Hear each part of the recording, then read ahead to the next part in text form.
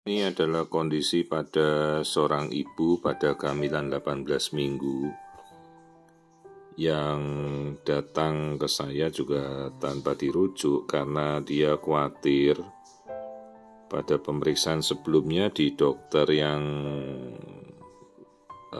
melakukan pemeriksaan dikatakan bekas jahitannya sudah sangat tipis. Jadi ibu ini sudah mengalami sesar 3 kali ya karena dia masih mengharapkan anak jenis kelamin tertentu, maka ya mereka akhirnya berharap berhasil mendapatkan anak dengan kelamin yang dia impikan, dan kali yang terakhir ini berhasil beneran ya.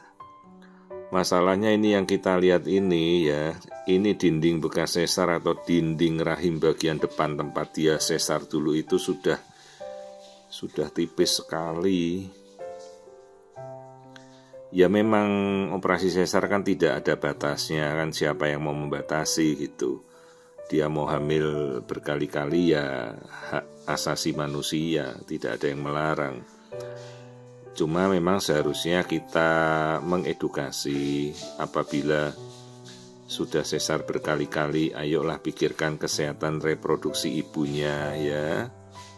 Rahim dibuka tutup, buka tutup, buka tutup, akhirnya kan dinding depan ini tipis sekali di bagian jahitannya.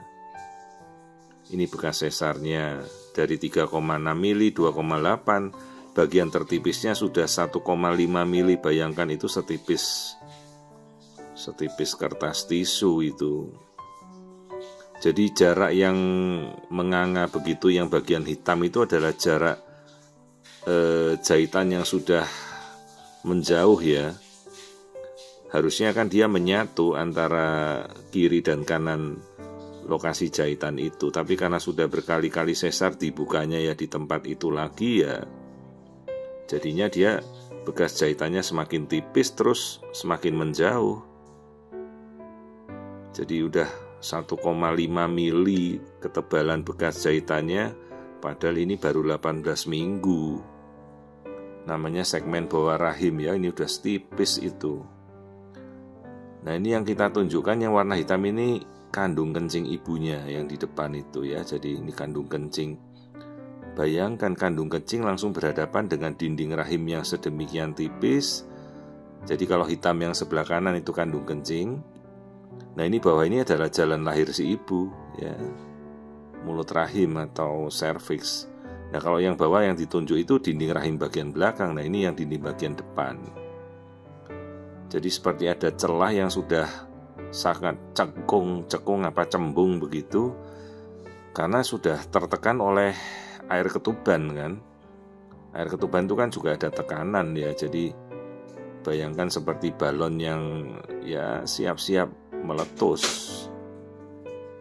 Maka ya kita menjelaskan resiko-resiko yang dihadapi, mulai dari ancaman rahim yang bisa jebol kapan saja atau namanya ruptura uteri imminens ya. Nah ini bagian rahim bagian bawah ya, bagian mendekati mulut rahim itu namanya isthmus cervix. Nah ini yang saya tunjuk ini bagian jahitan yang sudah jaraknya menjauh, nah itu dinding depan berbatasan dengan kandung kencing.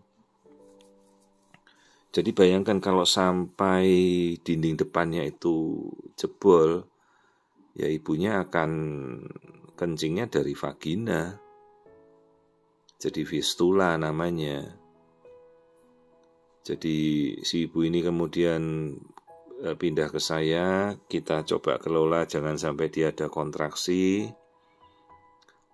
Dan ya jangan bikin bayinya besar-besar, akhirnya di minggu yang mendekati cukup bulan ya, sekitar kalau tidak salah minggu 35-36 masih prematur, saya lahirkan sebelum ibunya kontraksi ya, paling tidak bayi sudah sekitar 2,4 kilo lah. Kemudian ini bladder, ini kandung kencing.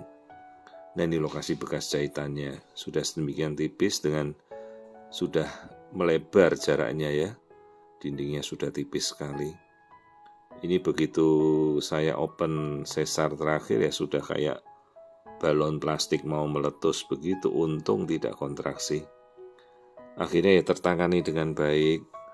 kemudian dindingnya kita jahit kembali, lalu ibunya saya steril ya, tubektomi sudah permanen, artinya kita tidak nambah anak lagi, sudah cukup lah 4 kali sesar dan saya yang menutup terakhir ya.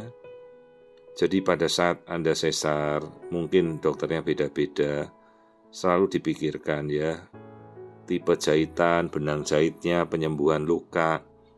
Jadi ya jangan dipikir kalau sekali hamil terus sesar, selalu ditanyakan, dok bagaimana sih ketebalan bekas jahitan saya, aman apa tidak? Ya, jadi juga kalau memang sudah anak 2 ya saya kira sudah cukup lah, mau laki perempuan, terus ber-KB ya. Apalagi kalau bekas sesar. Benar tidak ada batasannya, tapi kalau seperti ini kan resikonya besar ya.